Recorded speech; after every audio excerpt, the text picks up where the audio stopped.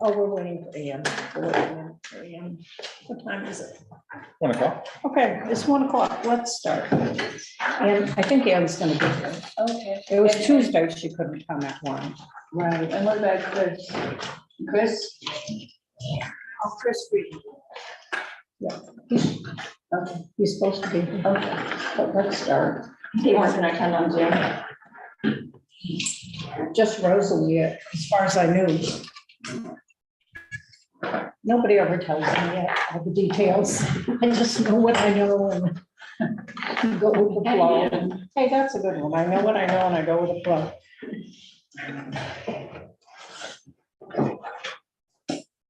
So we'll call the meeting to order. Sure. And I think we're going to give these very brief old business reports, and you have like, oh, I don't have the right agenda. I have April 11th. Mike, do you have a May one for me? I had one. Oh, here you go. Oh, got one. Thank you.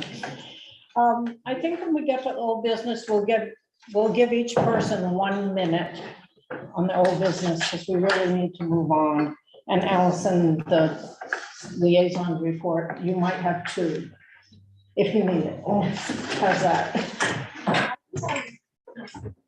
I don't have anything unless anybody has something they want an update on. I'm You're good with that? listening today. So there's no chair's report. Review of minutes, the minutes from April 11th. I would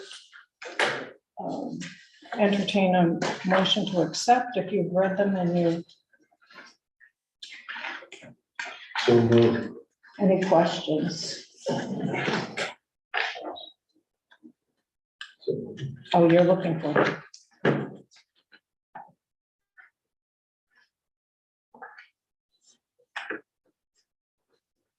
Hi, Chris.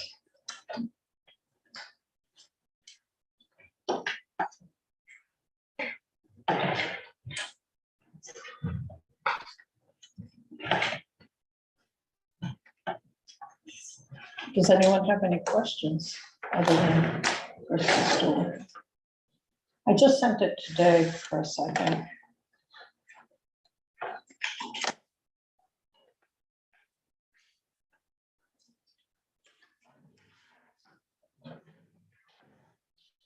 Did you say you just sent minutes today? I sent it along. You should I- That's from the workshop. No, this was the minutes from April 11th. I think you sent those out. Really?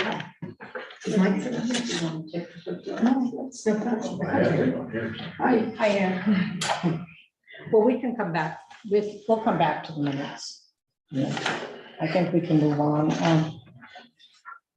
Allison, I don't have any questions for you. I know in the minutes last time, I said that I would check up with you about budget amounts for brochures.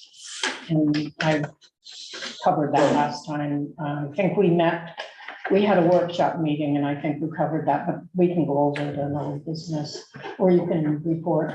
I got what I sent you from Audra about the money in the reserve. It seems like everything should be fine with that.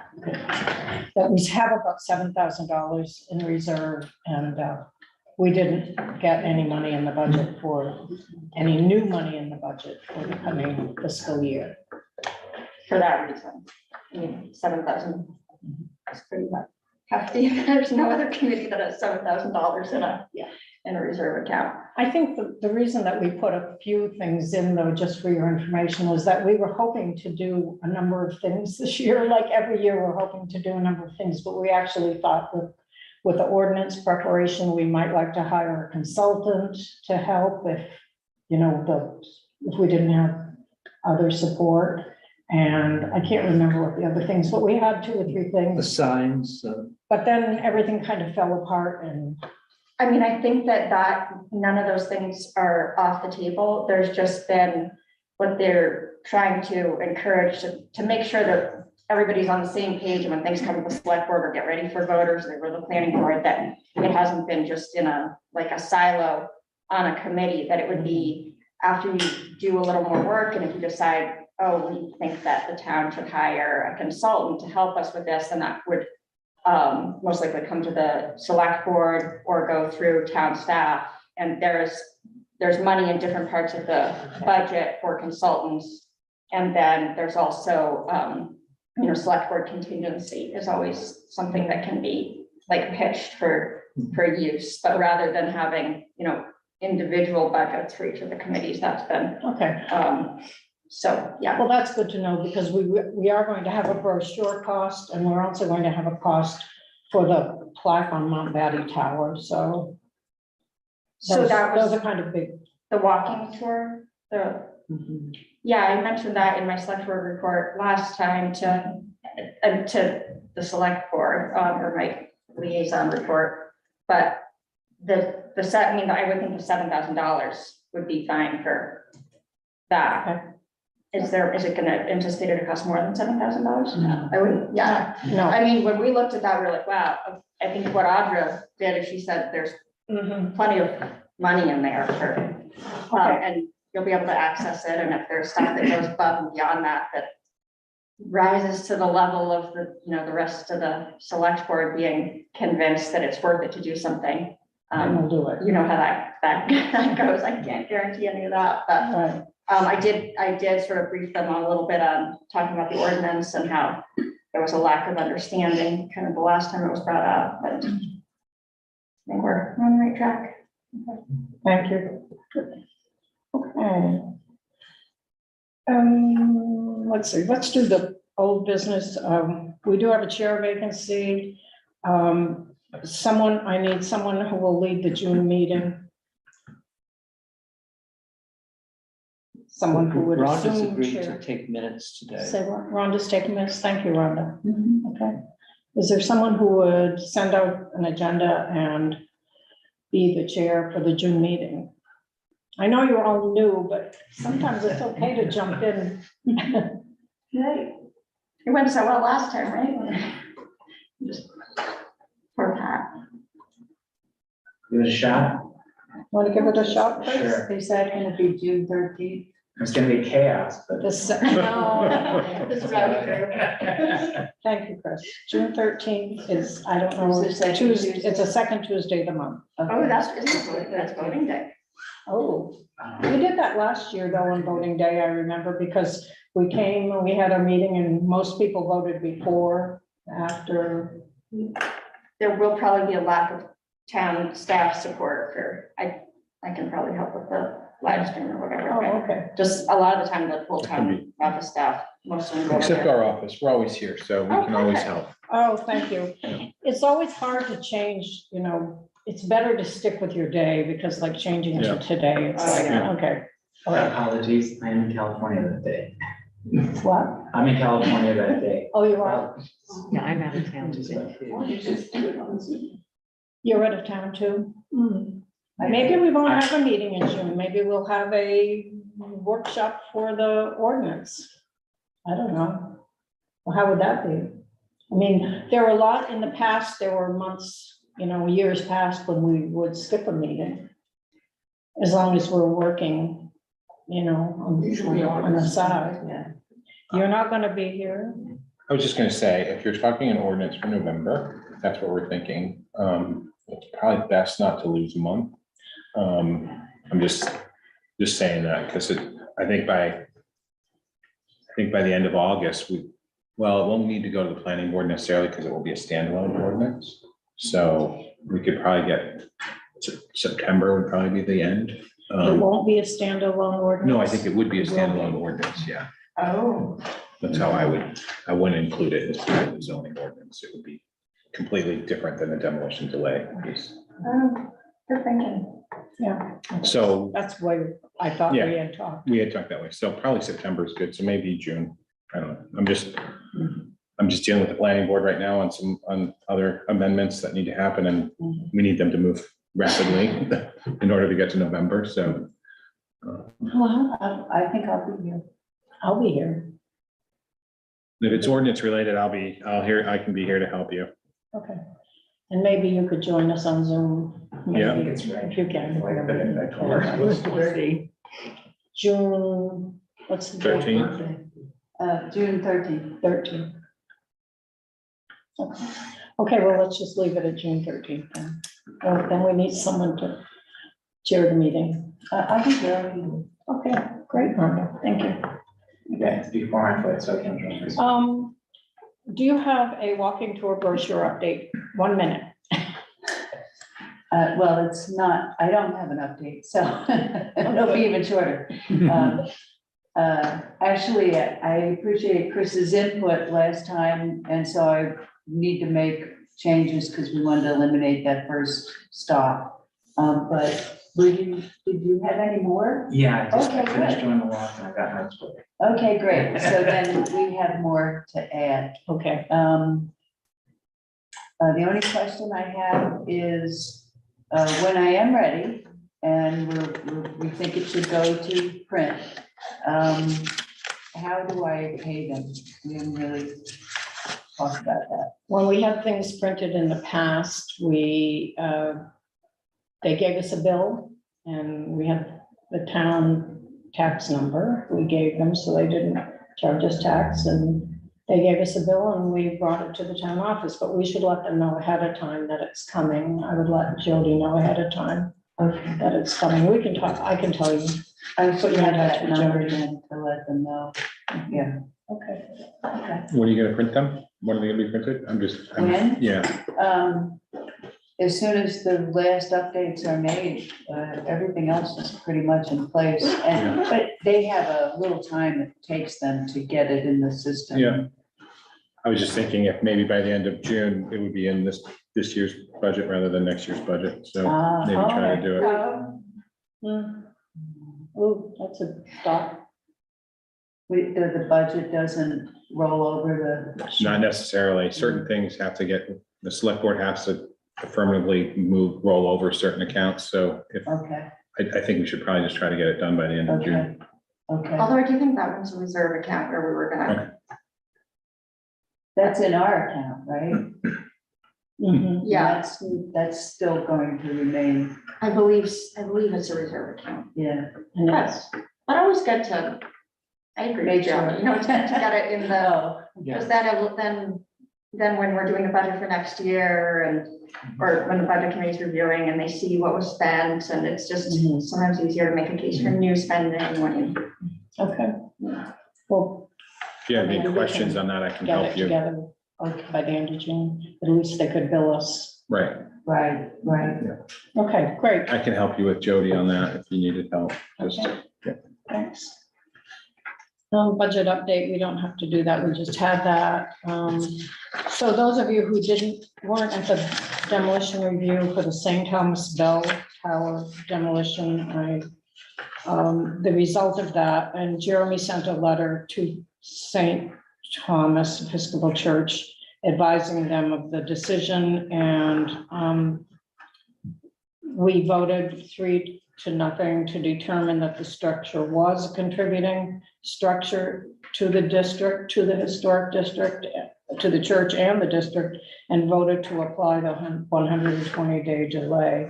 And just as a quick follow-up on that, I touched base about a week after with pastor, I didn't bring their names. I guess they're not on here. Is it Fry? Is her name Fry? No. No. I can't remember her name, but I called her and she was going on sabbatical the next day. I called her a week after we met. She was going on sabbatical and said I would have to talk with from Lincolnville, her partner at the presentation, not the architect. And I called him and his response was that they were going out to seek funds and had a fundraising committee, but they were not fundraising to restore the tower. They were fundraising for the repairs that they expect to make. So I talked with them for quite a long time and again offered to introduce him to Ian. And he, just made up his mind. So unfortunately, I don't know what else we can do. Looks like Rose's, Okay, sorry, thank you. I think she just came on. I'm not paying attention. Okay, That happens. so that's all I have to report there. Mike, did you want to talk about Curtis Island? Can I just follow up on that? Yeah. You know, they have to do the recordation. Yes, And Shelly and I sent them a list of qualified consultants, and they got back to us saying they've reached out to them, they can't find anyone to do it. So I reached out to Maine Preservation, not the nonprofit, not the state agency. Right.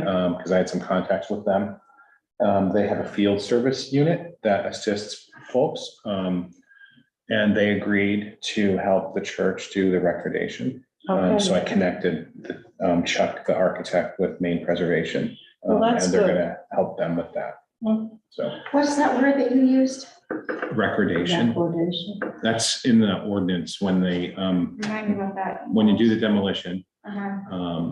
when you get approved to do the demolition, there's the delay, and then you have to do a historic recordation that is consistent with the intent of the historic architectural building and record surveys. That's under the National Park Service. There's a standard to do that.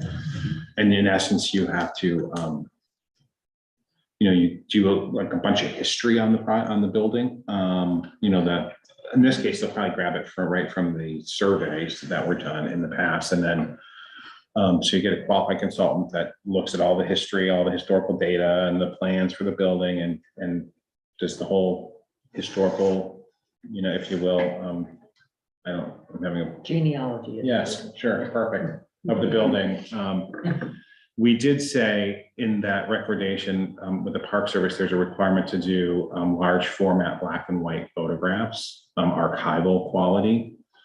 We told them that that's super expensive to do. So we felt that the intent of the ordinance was not necessarily those archival photographs. So they're going to do some photographs, but they're just not going to do the black and white archival prints, large format. That's what happens. And then they'll file that with the code officer, and we'll put that in the file. Likely, we'll probably give the committee a copy, and probably the library a copy of it too, I think is appropriate. So does that make sense? Clarify? Well, I'm impressed with Maine Preservation because I got a call from Brad Miller asking if I knew, if our committee was aware Of that. of that, and Oh, if cool. we had any details that we would like them to know, and I Okay. just had a nice chat with them, Good. so. I sent the whole packet that they submitted to us to them as well, to Maine Preservation. So we have it, and they're gonna work with them to do it. Good, well, And I think, didn't he say unless there's some comment from the congregation or the town, I mean, the citizens, that it's pretty much a done deal. I mean, unless someone pushes on it, and apparently there hasn't been any. I don't know how many Public people in town information. know about it, though, I mean. What did the diocese say about it? The diocese? Because They've been in touch with the diocese when. a lot of times they have an architectural committee that you have to get approval from.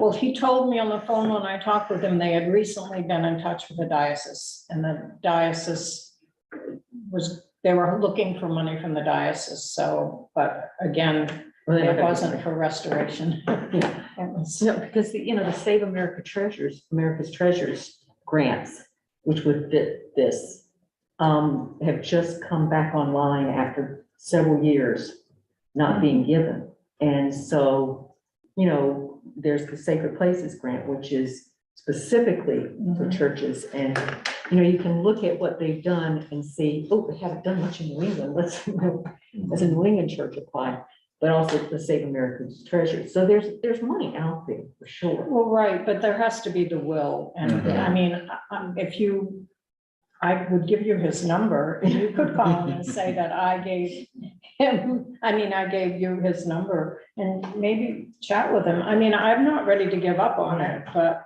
The interesting. That up. It's just like. The Yeah, interesting I- thing that, Talked to Elizabeth Marianne. what I went through with the church in South Carolina, and what was really what ended up breaking the logjam was we got a preservation, this group called Preservation South Carolina, a nonprofit. Mhm. We got them to lease the church from the diocese for a certain amount of time. And the people who were so against doing anything and they couldn't raise money or whatever, they somehow, like, really quickly found an anonymous donor who gave $395,000 because they were trying to stop this leasing situation. And they didn't stop it, but having like, and I don't know if there's any preservation groups. Yeah, Maine It would be main preservation. Yeah. Which sounds like similar Because, to. yeah, because then they, that was also an imprimatur for looking at grants, because they said, oh, you're not trying to do this by yourself, because a lot of times churches just, they're not that great at organizing and administering the project like this, so. I'd be happy to talk to him if you would want to talk to me. I mean, Well, if I think you should, I mean, what harm could it do to reach Right. out one more time and say, hey, I have some information that you might be interested in. right, I mean, you know, if, And it may pay for the other fix on the building, not just dealing with the tower. It might- it might- yeah, you can slip those Right, things that's what I in pretty, you know, undercover of night. kind of thing. Yeah, Okay, well, I'll send Okay. his contact information. Would Okay, it, would it be bad form to do an op-ed, on this world resources team on the issue? Just to drop a book Informing in the this. public, yeah, informing the public, because the which doesn't know. I think, yeah, if it's done in a generous way and not making them feel bad about not being able to go forward. Further into a corner. Might want to be a little careful as we try to build public support for an ordinance. Good point. Because some of these people are people who really care about history.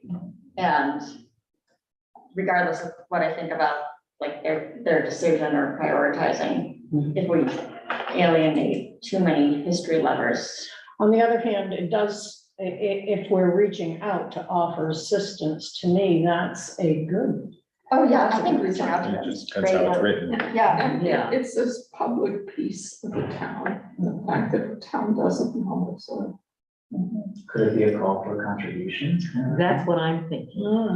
or what about, did they talk about salvaging the material, or it might be a way to, if you were to write something about, you know, the history of the structure and the, you know, saying goodbye to it and letting, that might generate its own, like, interest in saving it, if it were not like, oh, these, you know, these people should stop from destroying it, but. It would be interesting to find out, you know, the other thing that happens is that people give money, you know, they put it in the obituary of a relative, and they give money and they earmark it for certain things. And so you don't know if the pile of money that they have, if there's parts of it that are earmarked for restoration or just maintenance or anything like that as well.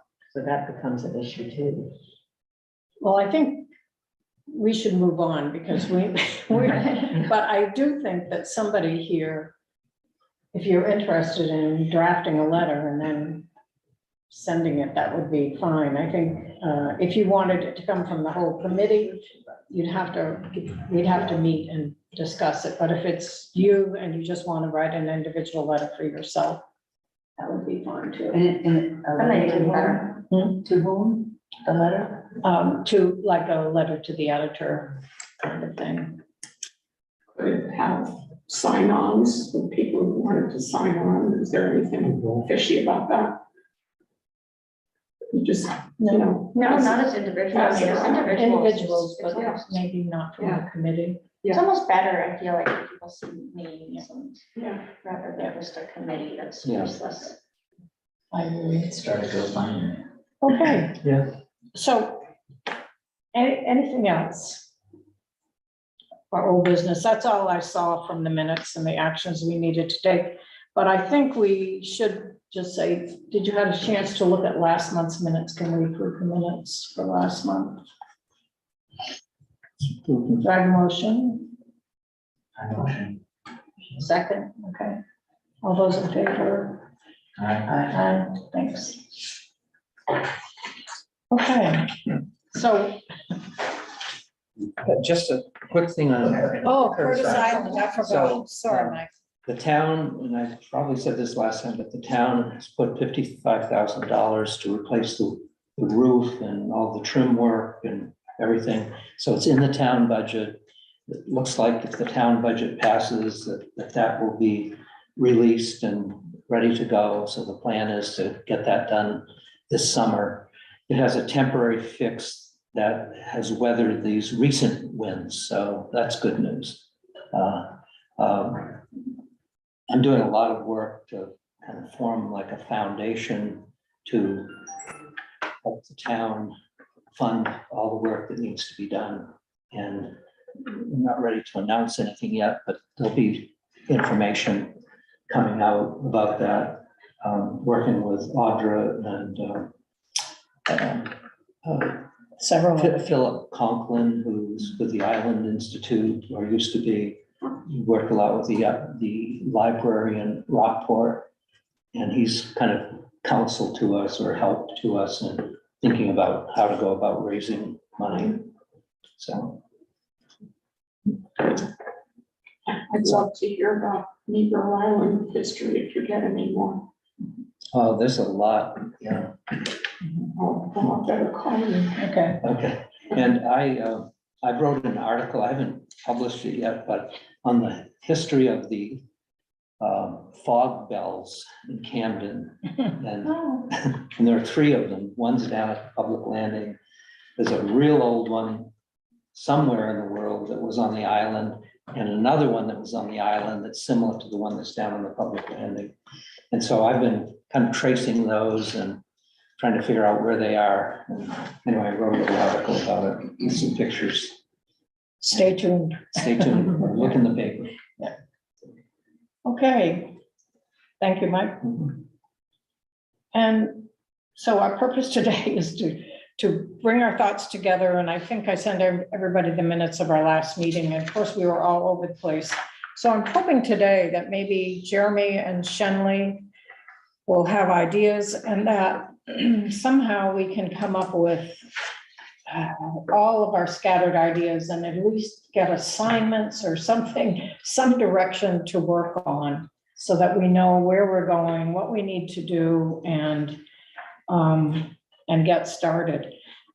I will say through the minutes of the last meeting, it appeared that everyone was in agreement that we'd like to take what was done in 2011 and maybe start with that as a reference point and make a lot of corrections and additions or whatever we need to do, but to start with that.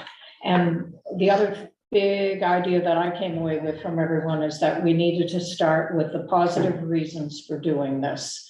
And I dug in my old files when we were getting ready to do the demolition ordinance. We had done a slide talk, and in it, we put in a lot of information and factual information about the importance of historic districts in town as economic drivers, as heritage sites. And so we have some sources to come up with those ideas, and it wouldn't be too early right now to write some kind of an editorial and get it in the paper about how lucky we are to have this historic aspect to our town. Not necessarily talk about an ordinance at all, but just to have that information. So those were the two big things I came away with, that we wanted to start with what we had. And that number two, we wanted to start thinking about all the positive aspects of having an ordinance, and then work on the details of how do we get there. So now I'm interested in Jeremy and Shenley, if you have thoughts getting ready for this meeting. Yeah, I actually didn't review the 2011. So I haven't reviewed that yet, and I'm sorry if I haven't. Jeannie gave us copies of that, so Okay. she has that right at her fingertips. Was that a full historic preservation ordinance? Yes. Okay. It's- I think the comprehensive plan is pretty clear to me and to Shen, I mean, that the town, this is something the town should embark on. I mean, it was included in the comp plan in Right. 2017. It even talks about earning the status of a certified local government. So that's the first thing under the recommendations in the comp plan. So I think that we would need to make sure that the 2011, whatever draft that was, is consistent with the CLG requirements.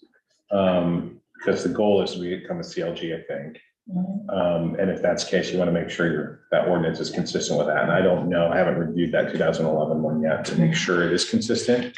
Do you know, have you looked at it from that Well, perspective? no, I didn't look at it from that point of Okay. view. I have a Yeah. copy right here I can All right, give you, but but I'll review that. Jeremy, Yes, do we need the microphones and? no, we should be all picking it up. Okay. Yes, I just want to make sure Rosalie could hear. yep. Yeah, the owl does it. Yeah. Okay, thank you. I mean, certainly the purpose and the benefits to historic preservation, you can lay out pretty well. I think you've done that well before. We did that well with the planning board when they did the demolition piece. I mean, that makes perfect sense. I've done a lot of historic, I was a CLG coordinator in Bangor for a long time, as part of my job up there. So I ran the historic preservation ordinance and I did help with the surveys and I did helped with all the permitting and the reviews, and the meetings. So I'm well versed in that. And I think that's something that the planning and development department can help, staff and get that off the ground and running. We can certainly help draft an ordinance. We'll take what was done in 2011 and just build upon it. As far as getting the community support and buy-in, it's possible and it happens in all these communities that have them, right? I mean, we have Castine has one, Saco has one, Gardner has one. I think Hollowall is now a CLG. Augusta is now a CLG, I believe. Bangor's one. I think there's 20 or so CLGs now in the state, maybe more. We can certainly help you draft it. my question is, how do we roll this out? What are our steps for presenting to the public? Do we do a survey ahead of time? Do you have any recollection from what you did before? What some of the preliminary steps are, because Yeah, we no. can't just. Yeah, I've never done it in a town meeting form of government where it gets town vote, right? I've done it where it's city council vote and you get 7 people to vote on it, and those are pretty easy to make that work. I think generally, people support historic preservation and they support neighborhood preservation as well, and stabilization and enhancement of property values, and all those things are, historic preservation supports all that. So I think for the most part, I think it's an easy sell. I think where things have gotten, where they became challenging in Bangor at least, is when, and we removed that requirement, was that they regulated paint colors. And those are the things that really, I think, drive people crazy, is when you're regulating the color of someone's house. Telling someone they, have to use appropriate windows is different than telling someone that you can't paint your house, light blue, if that's what they want to paint it. So I think if we stay away from those color issues, I think it tends to work a lot better. And it's generally not more expensive. I mean, people always throw out that it's more expensive to do wood clapboard siding than vinyl. That's what I always heard a lot of. But you can show the numbers that actually the clapboard siding is going to actually last longer and protect the building longer than a vinyl siding is, because the vinyl siding is just, cover it. Vinyl is not vinyl. Go ahead, Allison. I'm just trying to go. Are you gonna try to go for that or to the minimum standards to be a certified local government? Well, I think we have to do whatever the minimum standards talk about. And we have to, if we want to be a CLG. Right, that's what I guess I was under the impression that you didn't have to get into window type and siding type, that it was more, No, the CLG, you have to use the Secretary of the Interior standards for treatment of historic properties and the guidelines. And within those guidelines, if you read those guidelines and the treatment of historic properties, it generally says you can't really switch material. If that's what you're referring to, going to vinyl. In some Didn't a woman cases come you and speak to the can. select board at one point? And Was this back 2011, back then? no, I No. wasn't Okay. even around quite Yeah, that yeah, long, yeah. but, no, it was during COVID. She was from the state, Oh, Meg Rideout? Megan Yes. Rideout? yeah. And we were kind of trying to get it through emphasizing, we didn't get into a lot of that, so there was more demolition and review and talking about things and, If I could just interject, because I have experience with two vastly different Okay. Historic preservation ordinances, and one of them is, my mother wrote it for her town in South Carolina, and they are a COG, but their ordinance, and I mean, this was a number of years ago, but their ordinance was about, the town is built around a square, and the historic district goes up to, North Main Street to my family's home, but the ordinance pertained only to the buildings around the square. And what they were saying is, before you make exterior alterations, and they put a big emphasis on like signs, you can't, throw up a neon sign or whatever. And so because I mean, a small kind of rural southern town, you can't find any group of people who are gonna fight more for their right to do whatever they want to do. exactly. Unless it's a small northern town. I don't know, I think it's like Hudson, he's got those things, so, but anyway, so that's how they got the ordinance through, that it was just, we were going to just look at like the facades of places in the business part of the historic district. But I also, we have a condo in a historic African-American church. It was turned into condos on Capitol Hill in Washington, DC. And we can't do a thing to the outside of that building. Anything that anybody can see has to get approved. So it's, two really, really, under the same rubric, the same title of ordinance. And when I was reading the ordinance, the draft, I just immediately was confused and concerned that,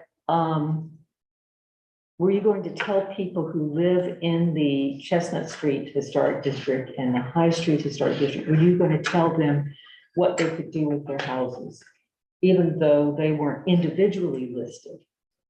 Because, even working on the Jacobs Avenue Historic District designation, the immediate response you get is, no, we're not going to be in a historic district, because then you're going to start telling us what to do. And that I find to be the biggest roadblock for this.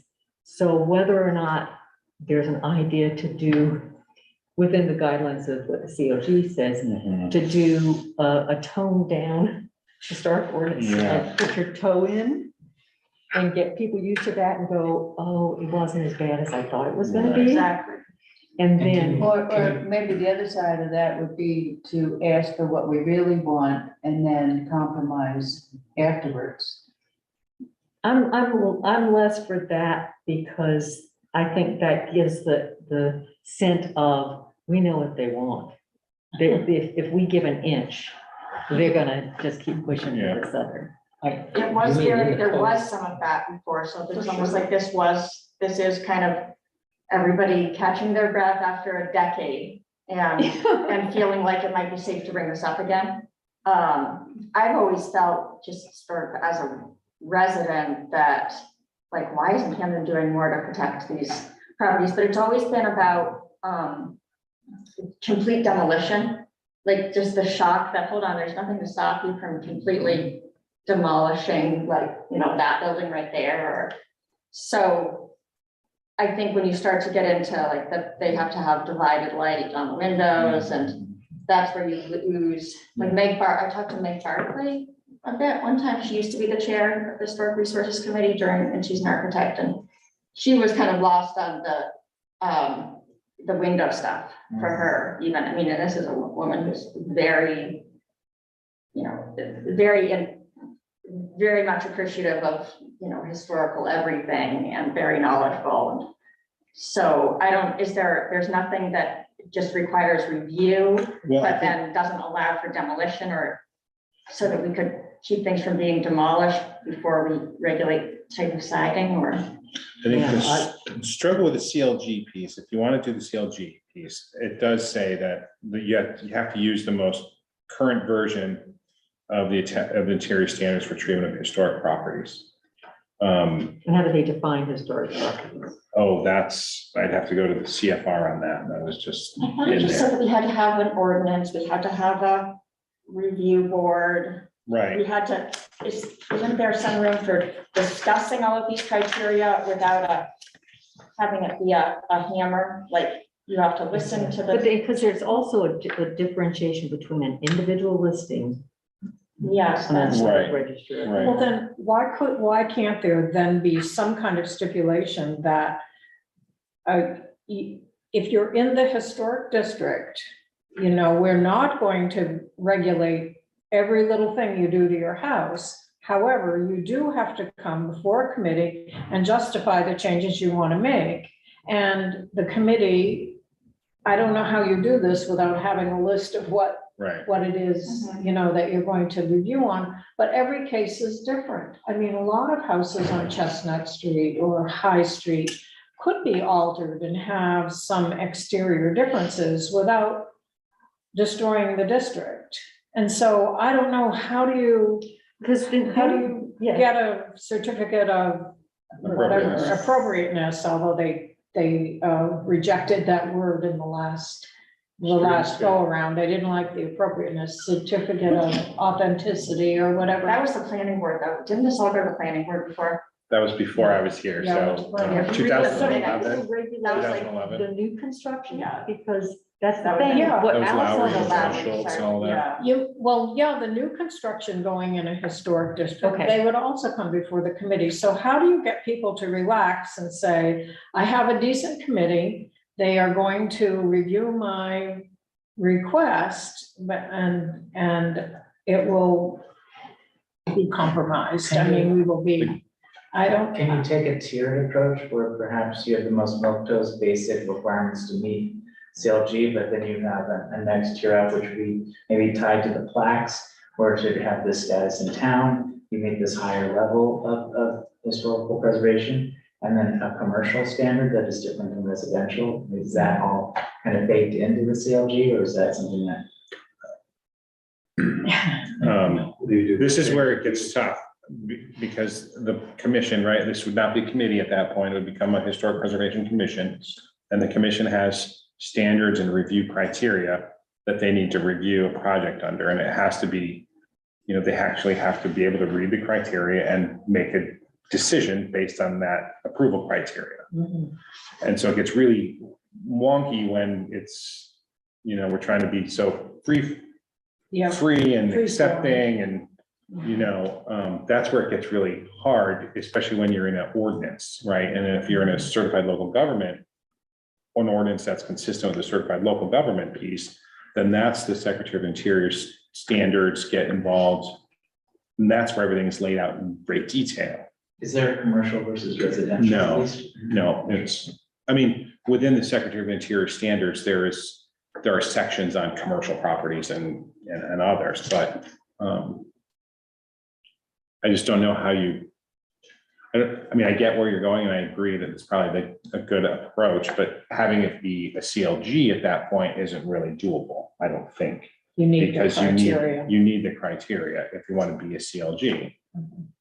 Now, the CLG is not the end all be all of everything, but I think that's the gold standard, to be honest, on when you're protecting historic resources. And it also opens up funding to the municipality. The state gets a certain dollar amount allocation every year from the National Park Service. The SHPO gets that, and then they have to send a certain percentage of all that money has to go to certified local governments annually. And that can be for survey work, that can be for restoration work. I mean, that can be for a whole host of projects, but you have to be in a CLG community to get that. Did you find that the annual requirements to be onerous and under whose auspices was maintaining that, and were the benefits greatly outweighed by the requirements? Are you referring to like the town's cost to administer the program annually? Yeah. No, I don't think that was a big issue or concern. You know, and honestly, there wasn't a lot of pushback about this historic preservation ordinance in Bangor either. There was, you know, you'd always have some property owners that were just like, they call them the Historical Preservation Commission. I don't know how many times I hear that, and it always drove me crazy. Yeah. Did you know there's a bill in the legislature right now that has to do with using CLG money for residential properties, not just for business in Maine. Yeah, So that would that is be right a now. really You just saw nice that the other carrot, day. you know, Yeah. for passing an ordinance too, that, you know, look at, here's another advantage Mhm. that you might have. So, anyway, I always found too that most of the people that actually owned the properties that were historic, they actually really cared yeah. about them. And Yeah. of course, I'm gonna, not gonna put vinyl windows. I mean, I know Meg might have had issues with windows, but if you replace wood sash windows with vinyl windows, it is a very obvious change in a building. In my opinion, it's very obvious. It And seems that where the problems arise is new construction. Or flippers, yeah, flippers, Flip- people who come and flip houses. Flippers, and in new construction, I think the challenge always is I think everyone wants to replicate history, right? They want to say, okay, this is what the building was in 1830, and we're gonna build an addition next to it that is gonna try to replicate that. But that's not I what was the thinking standards house say. replacement, which is happening. Hmm. Yeah, You and mean demo and then. demo and build. Well, that's what's really, that's That's- my biggest Yeah. concern. It always seems like what we were trying to do is stop this most extreme situation, and then we end up arguing about vinyl windows. That's and we another don't. option. It would be great if we had, the last time we went into this, just a few years ago, thinking about it, we all kind of panicked just a little bit right before, and then we weren't gonna do anything, and then we're like, let's do the demo delay ordinance and see how everybody receives that, and then decide. It would be great if there was like a next step, Right, that's what I was just step thinking. up that, You could do that for if you're gonna do a demolition, because the demolition's guaranteed, right? I mean, it's just a delay ordinance, and okay, you're gonna get it after 120 days of waiting, you'll demo. But we could put in standards and just take them from the Secretary of the Interior standards. If you're gonna do a replacement of that house that you just got demoed, then it's gonna be consistent or appropriate with the neighborhood. You don't just get to put in whatever I you think want. people would appreciate that. Well, we instead of have- being told they can't use certain windows, you know? Mhm. well, we had that in the last one, and then we took it out at the last minute. I mean, we had the infill, and we also had demolition by neglect, which I wish, you had said, neglect is in another part of the zoning, but I wish they were both in the demo ordinance. Vinyl, I think, is gonna go towards more disapproval in the future. I don't know how fast that'll move, but there's a lot of sort of rising attention to toxics. Hmm. Yeah, has anybody thought about maybe having a table at the, in June at the fire station when people vote? Just to talk to people about historic preservation and give you with that, before trying to necessarily exactly push something, but just say we're talking about, what do you think about historic preservation in Camden? And That's a great idea. if you probably want to get on that list soon, but it'd be nice to have a group there just collecting people's opinions a little bit and I push you one way or the other and have some information about different ordinances in different towns. I was just talking to a woman the other day that was involved in Castine's ordinance. Can't remember who it was. She said her husband decided to get off the select board afterwards. But she didn't regret it, but she said. So like, would you envision a short questionnaire there, you know? I or mean, just you talk- guys could have like a historic resources committee table where you have some of the other stuff you've done. Have some Like the pictures thing with the, People the, talking. yeah, the plaque. Thank you for giving me the word this time. I would try to leave the dams out of it possibly. No, I'm just saying, Yeah. there's a table for a lot of stuff there. And it's poles. Wondering how Right. many people on the tables are already lined up for. Probably wouldn't It can be, they can go quick depending on the, Yeah, you can get you half could the reserve table. a table and then decide later. And Then you then, could, yeah, Are we also looking for more membership or Say are what? we looking for more membership to the committee too? Yeah, I mean, we have Secondary another, purpose. yeah, we have an opening right now and you'll have another one in June because I'll be gone. you'll just be up for renewal. No, I'm off the committee. Completely? Yeah, Kind of like Mike is off the committee or like, yeah. I think I'll still work on maybe the ordinance, but not on other things. I need time. and I understand that. Maybe you could run for select board instead. What? Could run for select board instead. Yeah, right. But not on your life. No, I just. Oh, yeah, I get it. Oh, You mean next June? Next June. Next one. Next June? Oh, next June, no. No, I'm glad you saved me last year by putting me on for another year, because I was totally ready to be done, but I really am gone. This June? Yeah. Oh, yeah. Yeah. Well, that's kind of makes it hard to go forward with some important thing. It's hard, yours just so effective and so Well, good at stuff, but you're still willing to be involved. help. yeah, I'll still be involved. But we just had a lot of deaths in our family and you just do an Recheck. assessment at some point. And you say, I need to move a little. Yeah, I'd be happy to work on something to go along with our demolition existing and maybe share that with you, and do some digging and kind of really define what is required for the CLG ordinance and then what are some other alternatives, and then an alternative to the demolition piece that where we could do, if you're gonna build, where you demoed, you've got to comply with certain requirements. Okay, That, the challenge with that one would be, that would have to, I think, probably end up having to, might have to be like a planning board review. I just have to see how to make that happen in the zoning ordinance, because the Historic Resources Committee doesn't really have standards of review. You know what I mean? Well, this wouldn't be the commission. They would Right, be- it's not a commission, it would have to be some sort of review of the board. I think since all the work that's been done and what's happening in the town and the likelihood that Camden, Maine is not going to get less popular, there's going to be more big money coming in. And I saw it out west, in like Deer Valley, where they would tear out $2 million homes and build a $10 million home. And I think that's one of the big threats, and people coming in and not having, they love it here for all the reasons we love it here, but they don't have the same. very quickly, our demo delay slows it down a little, but doesn't have any teeth really.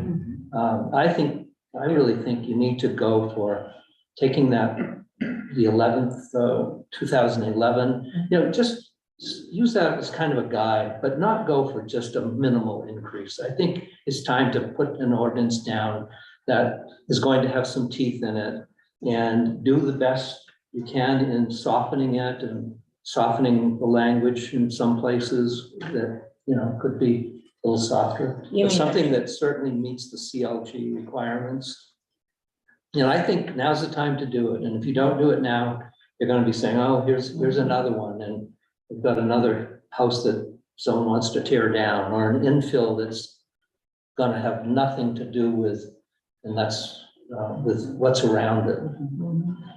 But you're still saying to start with, new construction, demolition and new construction standards for neighborhoods to avoid, you know, a McMansion or whatever. Yeah, so something that pays attention to the overall environment.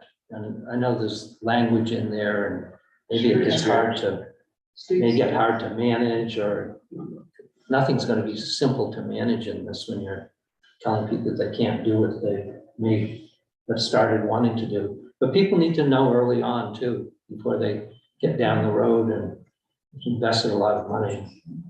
So, else be quiet.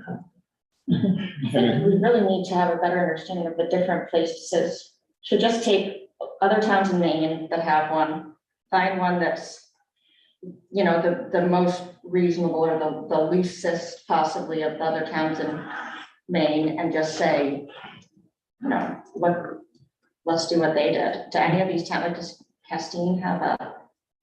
I think that's what people would be best with. Like, we're just gonna do what Castine does, or what some other town does. That's the minimum, you know, whatever the minimum standards are that some other town has. And We have a little collection of other towns.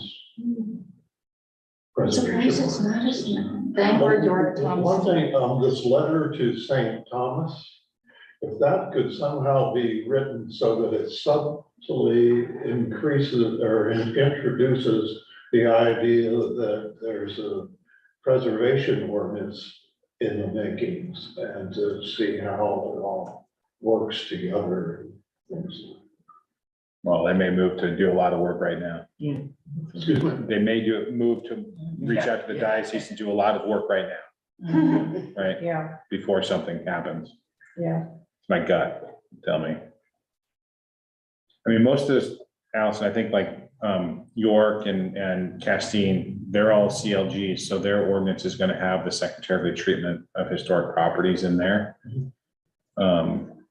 Years ago, when I read Castine's, theirs was very strict. Yeah. Is it? Yeah, More Did that go to voter? Do they have a select board form? They have town meeting, yeah. I don't know what form of government, but it's really, It it's is- very it is strict. select board. I think there may be others that are. I think they cover paint color, the windows, you know, Yeah, fenestration. I just remember thinking, oh my gosh, we'll never be able to do that. Yarmouth That might has be the one. voters.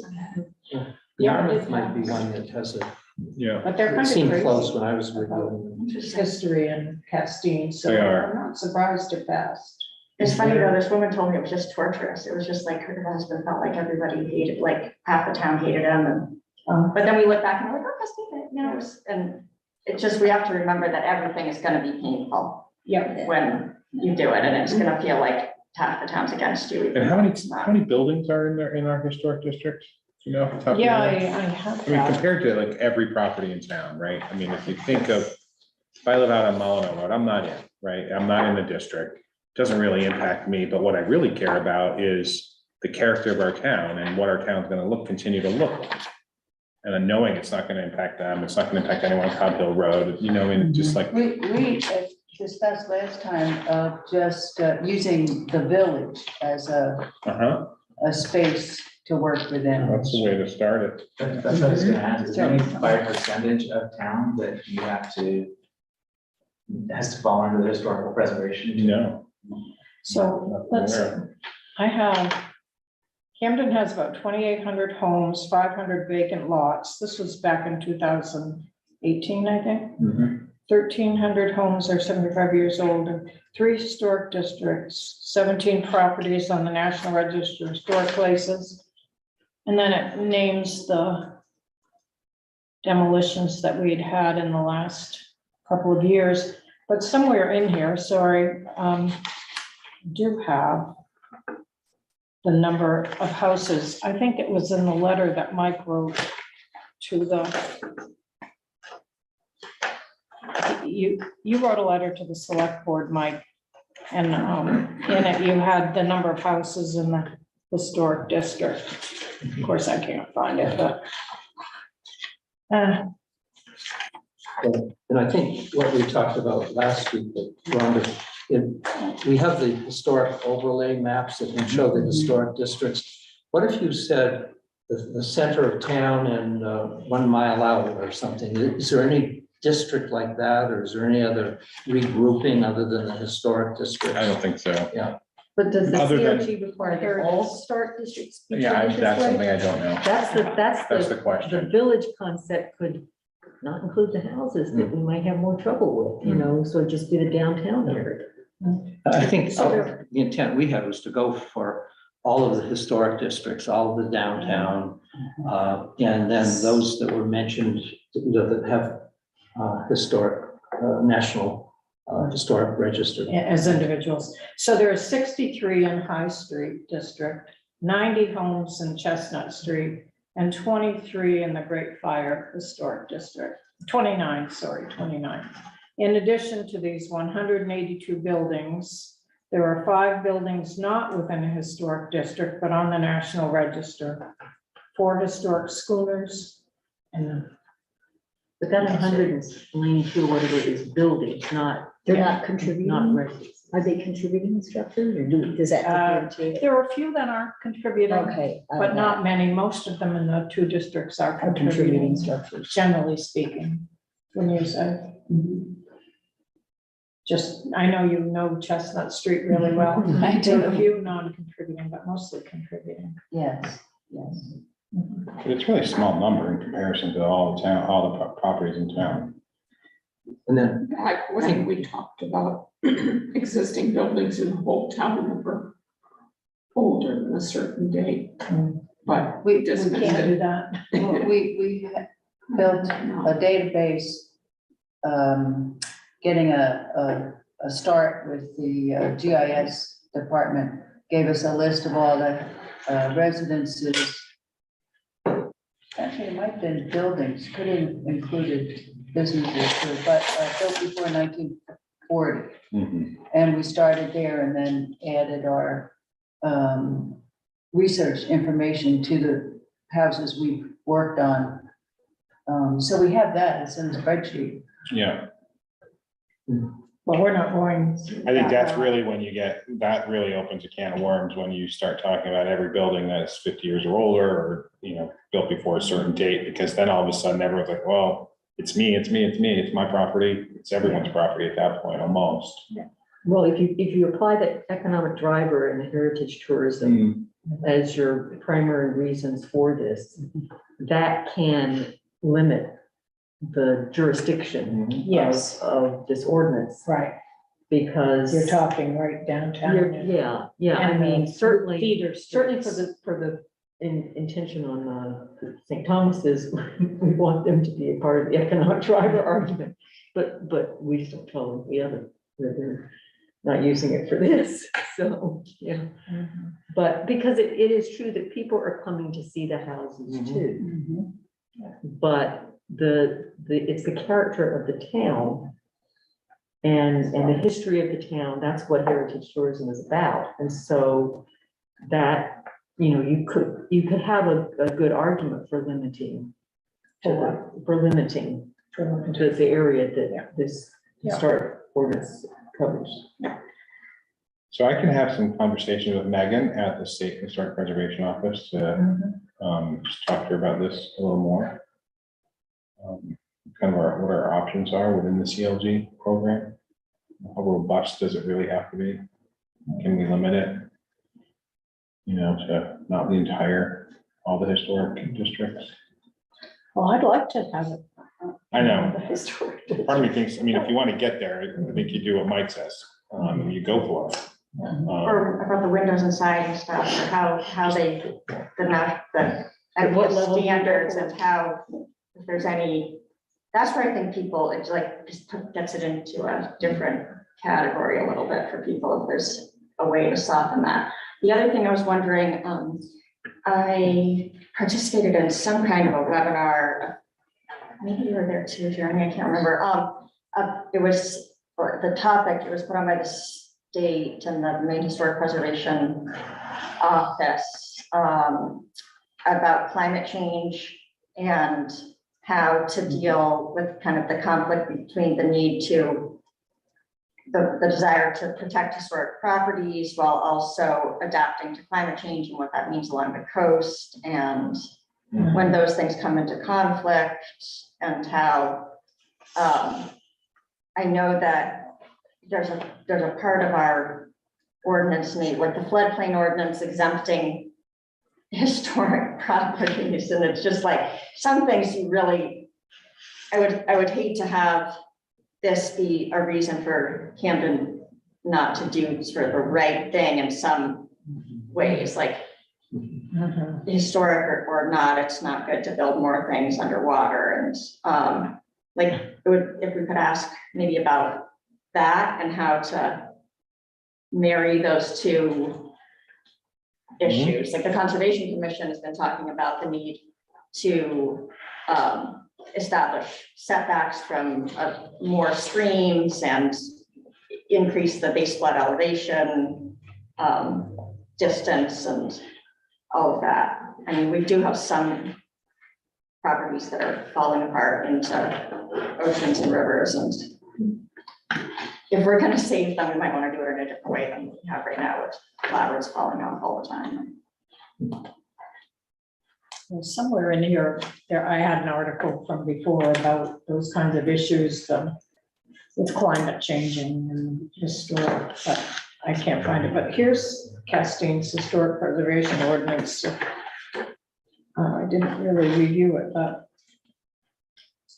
before coming today, but it's, How would historic properties be affected by being in a setback? Well, so we have the floodplain ordinance, the minimum standard for the floodplain ordinance right now.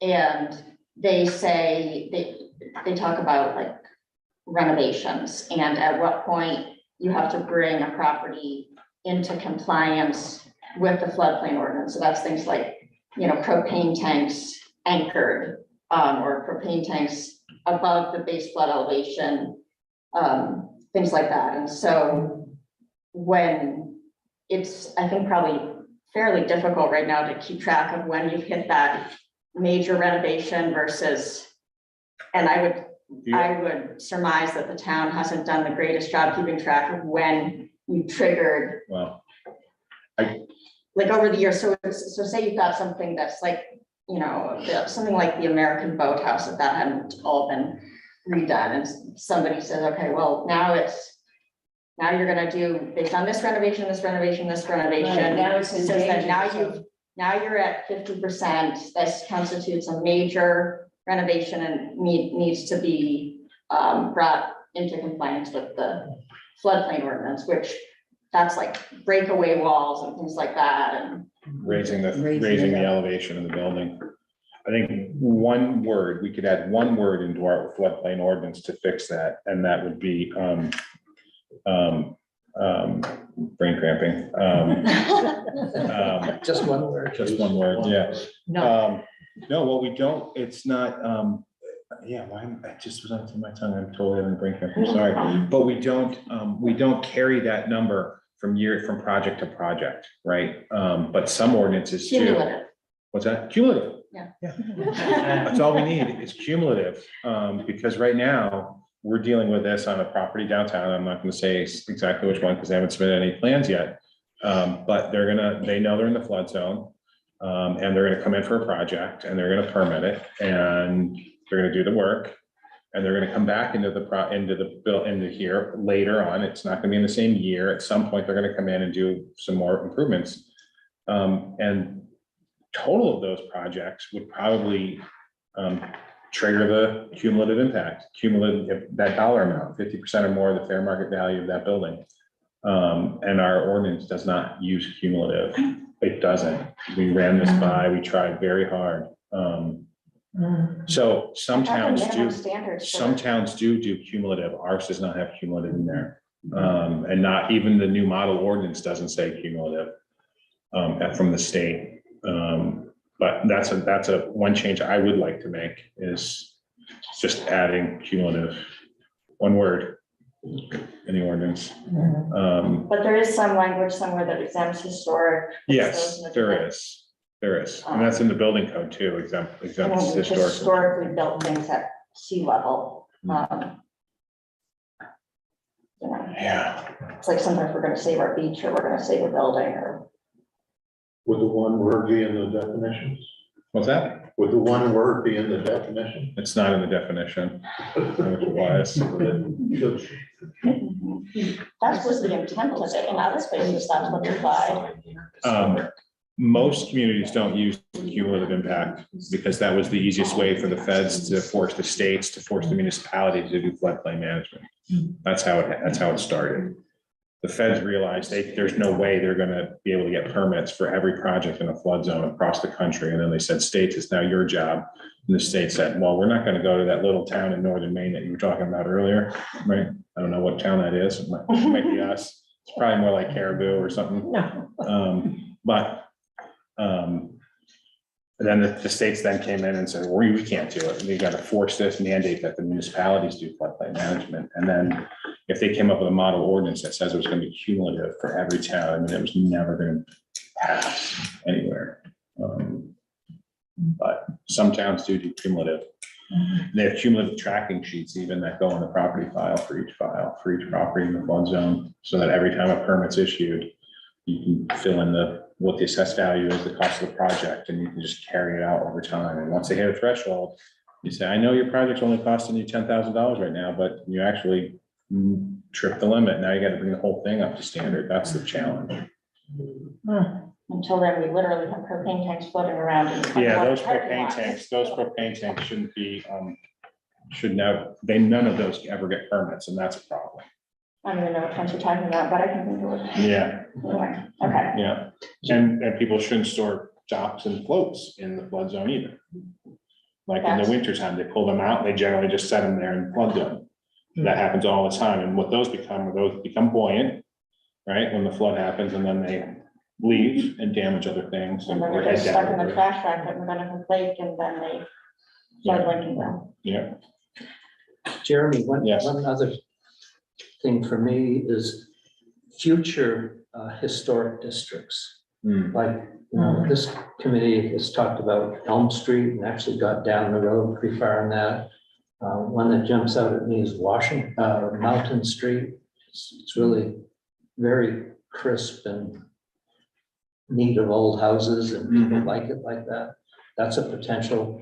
So anyway, dealing with, you know, in the future, what Yeah. happens with ones, and maybe it's a bigger sell for getting the historic district, but something in the ordinance that would. Well, and that's the CLG, that's part of it too, is that you kind of continuing this process of education and actually looking at and doing more surveys and doing that kind of work. That's what CLG can do for you.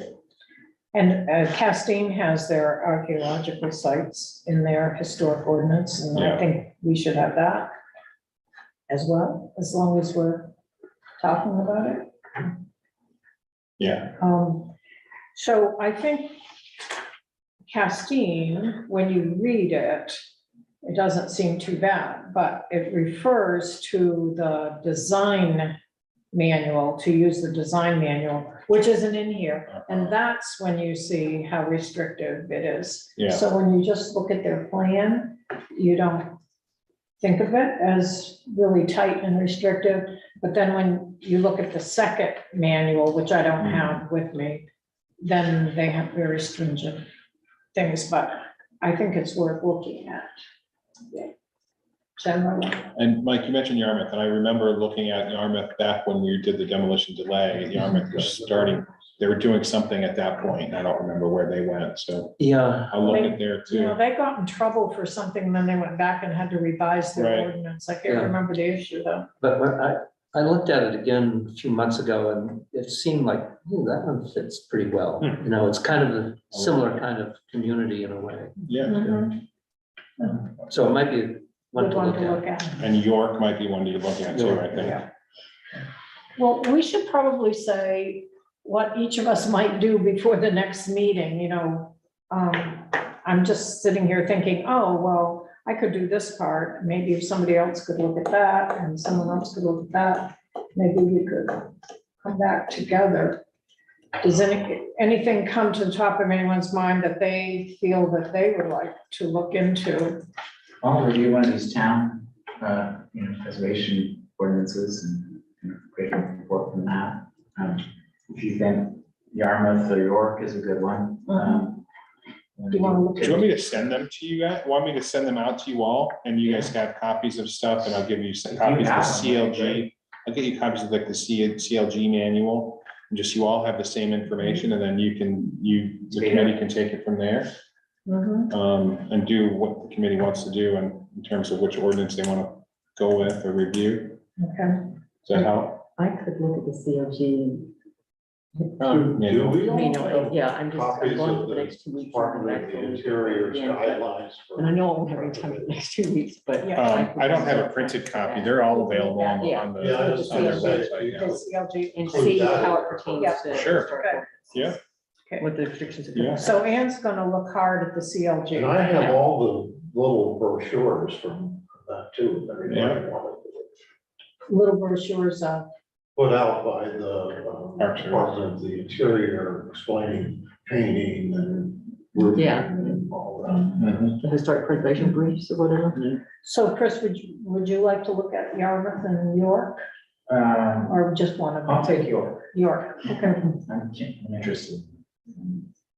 No, I'm just looking at the historic preservation ordinance part of the CLG. Okay, That's not she's part of gonna the look at CLG. preservation ordinance part of the CLG. I don't know what I want to do.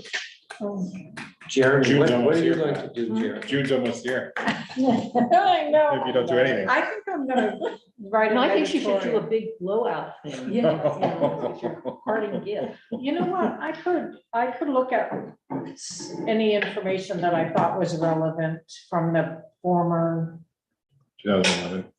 thing that I did, I don't know, and maybe I'll think about an editorial, just a general editorial about our historic preservation in Camden. I don't know what it will be, but I could do that. Would you use examples from other towns in Maine in that editorial? Just to sort of, normalize it. Wonder if there's a specific benefit we could point to in different towns, because of their CLG status, they were able to do this, or, there's some way. Okay, so maybe a remark about benefit of CLG. Okay. Actually, I'm gonna be in that CLG in South Carolina. I can go talk to the people there. See what they've gotten out of 15 CLGs. The stuff you write is really good. I have people mention it to me all the time. It'll come up in conversation about, oh, there was a woman, somebody wrote something about this, about the school and about it's like, people definitely read it. It definitely makes a difference. So I think the more that you can write about these topics, the better. Yeah, I think the bell topic will be good too. That too, yeah. And what was I thinking? I wrote a draft recently. After our last meeting, we talked about something that would be So, good to write, and I wrote. Was it the want ad? What was it about? Oh, a want ad for getting more people interested in applying for the committee. But I didn't send it out to you all because I need to look at it again before I send it out. We really need people on the Historical Society board too. Did I send this to you already? There's a diorama of Curtis Island over there. It's just like the one at the library, but it's just Curtis Island. There's so much stuff over there. There's a drawing that John Locke did in like the 1840s. He's the one that wrote the history book. He did a little drawing of what he called the not so good, the N-word island, not Negro. I'm featuring that I in think I my, saw. I love that. It's such a, But he has a book full of all, there's so many treasures up there that nobody sees, and buildings are, both of them are completely falling apart. It's sort of a desperate situation, and we would love volunteers and board members and, Where is this? the Kinder Rockford Historical Society. So send me an email and I'll forward it along to Jan Kelsey, who's helping us recruit, but So what do we hope to accomplish before we come back together? Oh, Chris. Can I do Castine? 'Cause Yeah, Because I know the guy who was part of that. do you want to take this? Okay. And then, but be sure and look up their design review manual, because it will refer to it in there. Okay. There are a lot of outliers, and 4 of them that are not in the districts are registered. But can you do an overlay district that's not site specific, but it's more date specific? Because out in the outlying areas, there's some wonderful places and structures that could maybe be lumped into a zone or a district or a point of interest. Or an individual. We also would like to look at these individual properties Like, as. I think what you're trying to say is not go out and actually classify or identify individual structures and make them landmarks. You're just wanting to do an overlay zone of buildings that were built prior to 1830 or something, whatever. I don't know how that would work. Is there any list of the 25 oldest Yeah, buildings in I Camden? can send you that. Oh, I'd love to see them. Oh, in Camden. In Camden, Yeah. yeah. What's the oldest date? I don't have it in front of me. 17 something. 1740 or 78. 1775. Well, that's a matter of some debate, but that is technically in Rockport. That's the Historical Society. The most, It was after the independence, just slightly after. Because isn't this one nobody's that somebody's decided. They trying to argue about it demolish, every isn't day that over there. one of the oldest Yeah. houses? Yeah. Yeah, 1789, or something like that. I'll be sure, it's the 71. Okay. No, I was just gonna see, for Jeremy and you guys, what are you going to do between now and the next meeting? Or how do you see your, I Moving think forward. my thought is that I'm gonna gather a bunch of this information and send it to all of you together, and then Shinley and I will probably work on, just thoughts on how we could tweak our ordinance. Just some thoughts on that, to be honest with you, Mike. I think that's what we'll do. We'll gather some information and then send it to everybody. And then I'm gonna call Megan Rideout though, and talk to her about windows and siding and those kinds of issues. I'm gonna talk to her and then I'll send that to you all too, when I send that information. So, okay. Does anybody want to work at a table? I think the table is a great idea, but I don't want to take it on. I don't want to take it on, but I'll show up for it. I'd help write a flyer that we could do and I can man the table. maybe the walking tour will be great. Right, and this would be June 13th? No, it's on the. voting Yeah. day. Is it June 13th? And that's so, yeah, Out of town. yeah, that's a problem with voting in June, is most people don't expect it, unless you've been here for a really long time. I miss March. She never on the vote. Is there absentee ballot for? Yes, you can vote early now, starting a month before in the town office, or you can do the full absentee thing too. We need more people. On this committee. and then that could be, the table could be a good place to do that. I mean, I would. Oh, I think that's a you good create a idea. calendar for the table and Yeah, you just could share it brainstorm around. what would be on it. and I'd sign have up for One it. or two people there. What are you signing up for? Oh, the table at the voting booth. Oh, okay. You're gonna be in charge of it? No, I'm not. I'd be glad to He's being this spend a person. couple of hours. Okay. Be great, to start. Okay, well, let's talk about what do we want on the table and then we'll just do it. Well, I'd say, if we do a flyer about the importance of historical preservation in Camden, and maybe we tease the efforts that were, I don't know, you said maybe that you don't want to signal that before it's further down the road, but maybe it's just about the importance of historical preservation. I think that. Okay, well, specifically, we could have the house tour flyer, but that won't be done by June. We'll see, but maybe not. If you've written Plaque flyers. The information about the plaques. Oh, plaque. Plaque flyers. Oh. If you've written your letter, that could be part of the. Okay, Can well, we get material from Maine Preservation?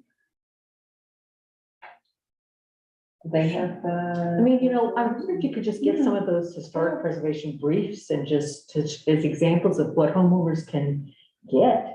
Right, yeah, there are That's- little flyers already that say these are Yeah, benefits. I'll call A Megan lot of this people don't know afternoon. about those things. I'll call Megan this Yeah. afternoon at the state and see if she can send us some. Anything that would be Yeah, good public information. Do we have pictures of any particular houses or plans or I have- any sort of activity in your files that you could just pull out? I've got good pictures of buildings being demolished in town. I can give you that. I could put out a couple of buildings that we Well, lost. there are houses with plaques. too. Obituaries. That would I be can give you positive. good before and after. But they're going to be positive.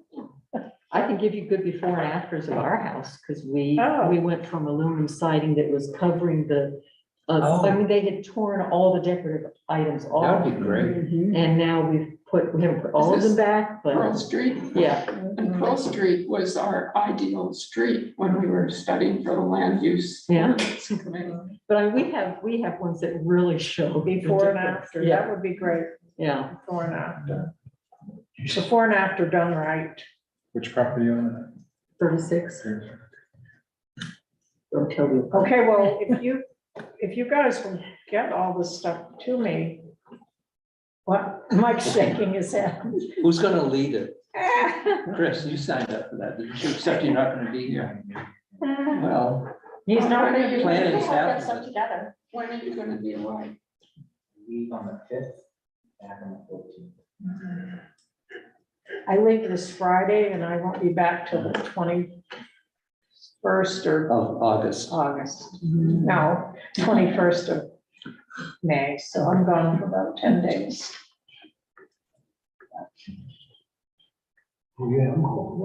I'm gone for 10 days too. You're gone for 10 days. I too, was see that? Wednesday, come back the Yeah. 22nd. I have got a 10-day period too. What is it with me? So So Chris put his hand up, I'm gonna What? keep getting back. he's How gonna about be if you, away. no, I know, but how about if you kind of structured it? I mean, you've heard a few ideas and just put down, hey, here's the agenda for the day. And here's the sign up list. And On the tables, you mean, like, this is what you want to? yeah, just like a plan for this group to then sign up for doing different things. My daughter will be in town, she can man the table. Who's my daughter? Oh, Yeah, yeah. Ever join in? Okay, okay. I'm not meaning to push it, Chris. but- no, it's fine. I'm not putting you on the spot, but I'm putting you on the spot. No, the actual day we have a meeting, you have a meeting as well. Right, yeah. We can hold our public meeting right there. That might hinder some staffing. you make some positives and some negatives. Okay, well, you know what, we could have Actually, an unmanned I don't have table to too. come, I don't have to come to the meeting, I can staff part of it when you're having a meeting. Oh, that's a good idea. Or it can be unmanned, just leave the brochures and the photos and say, Oh, well. we yeah, need more yeah, people. That's right. Yeah, you can do that if it's you not a could- signature thing, yeah, sure. Okay, so we have to sign up for a table with whom? Allison, Town. who do we sign up for? Katrina, Katrina. Okay, I'll do that.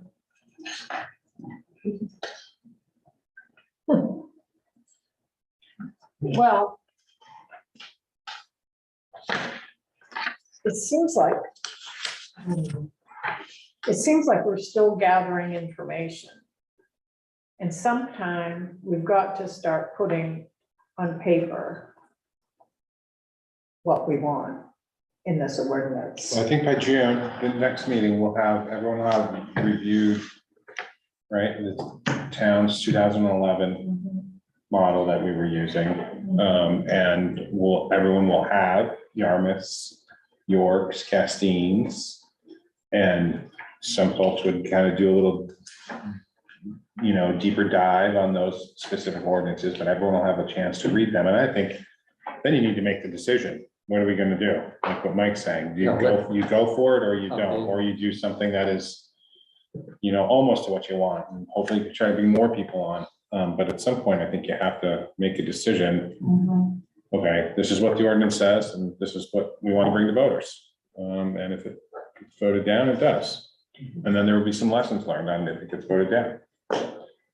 And- I don't know. I mean, I don't, because we've been at this since we did the demolition delay, and you guys have been at it before that. And so, I mean, we're working on like 5, 10 years, right? 12 years, since 2011. And the demo delay passed pretty crisply. I mean, it was good margins. Well, in addition to what you just said, I think if each of us thinks about what's a must be in this ordinance, you know, for you and me, I mean, I have a couple of things that for me are big items. So if we think of look at our models and think of what you must have, you just think it's so important. And then maybe we can hash something out next time or get farther down the road. Shanley, you've been really quiet. I told him I was gonna be quiet. She's absorbing. Oh, he told you to be quiet? No, I told him I was Okay. gonna be quiet. No. No, I'm just Yeah, you teasing, did. but She's I mean, absorbing and I'm seeing where we are absorbing, and what the committee's all about, so. well, if you have any ideas, don't be afraid I to won't. express them because we're all just kind of shooting from the hip. Okay. So can I ask one more question here, since I'm not on the board, a community member? So Jeremy, will your office actually kind of facilitate putting the final document together? I mean, as these ideas come in, Sure, will you we can be do that. doing that? Because I think sometimes this committee gets stuck with, you know, writing long documents, and if it's something that Yeah, no, I think that's your something we office can do. manages. We can do that, yeah. You Appropriate for us to do simplify that. things really well. Okay. You simplified things for the demolition ordinance. Yeah, we'll do that, no problem. Well, I think especially since you've had experience with the CLG and all, you know what Yeah. we need to include. And what we don't have to include, Yes. right?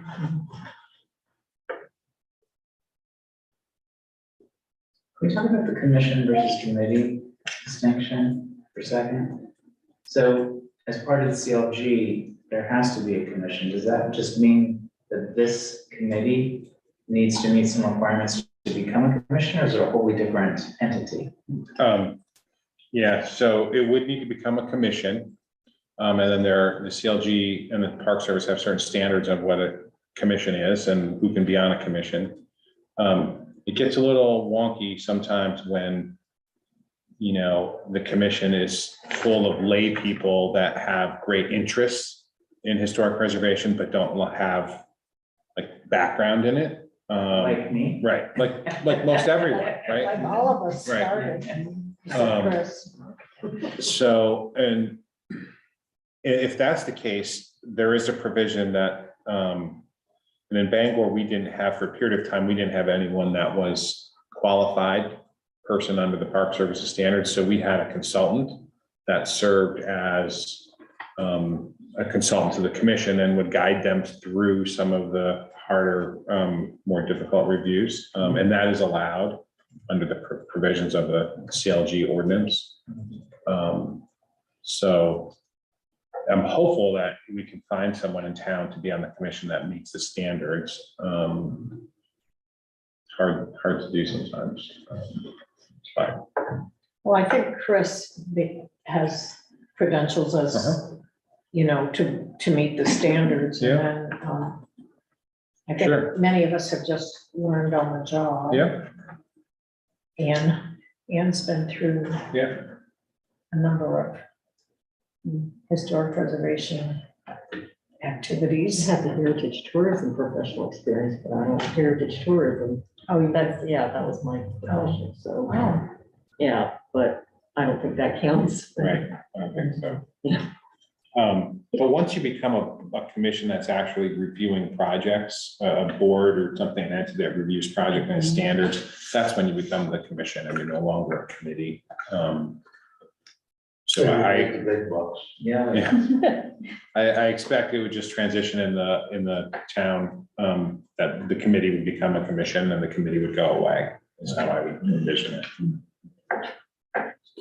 I've always thought of a dual model would be good, but nobody else that I've mentioned it to has thought it was a good idea. That if you had a committee, like our committee, and then you had a commission of 5 people who actually could make the decisions, would work well, but. Well, that But I would be think- like having consultants. Hmm. That would be like having consultants. Having a consultant, Yeah. yeah, same idea. Because even though we've kind of didn't know what we were doing when we did the demolition review, and it's probably not as, I don't know, cut and dried as some commissions might do, I think we do okay. Yeah. Can the commission have like a planning board member on it? Officially? It could, it wouldn't really be tied to the planning board, at all. But you could grab someone from the planning board. I'm not sure it's gonna give you anyone more interested or knowledgeable about historic resources, though. Don't know.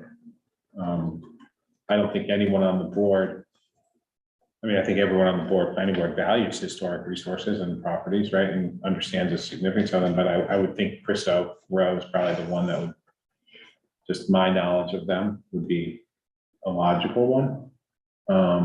Just based on his, what I know of him, but I don't think he brings anything, you know. Well, I wasn't thinking of specific people, but just as an interaction between or among the various boards, maybe even zoning boards, should they have any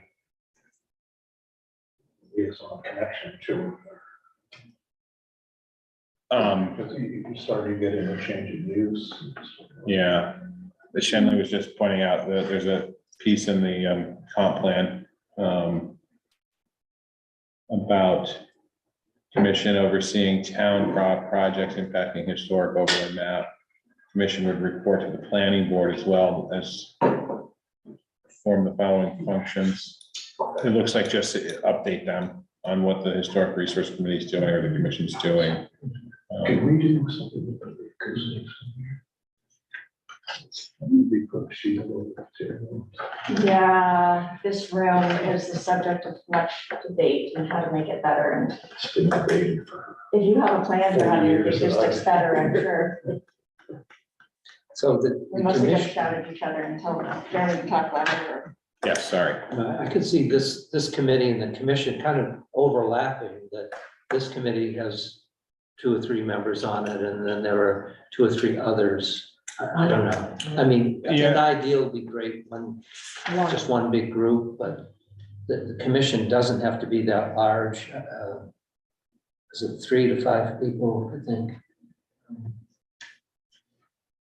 We're having such a hard time with there. It seems like when I look back in Camden's like town history, people must have just had a little bit more time. There was not as many competing Mhm. opportunities or something, and you see the amount of time that like planning board members, before all of these ordinances were like written by volunteers, and the planning board would meet every 2 weeks and just like push out these documents, and it seems like It was all paper and telephones, and you didn't have, the computer magnifies everything. Everybody is underwater now, so. so it's like we run out of even the plan, the existing planning boards, they struggle to keep membership up, and then the amount of things that could be Yeah. I see reviewed, that. and everybody just runs out of time.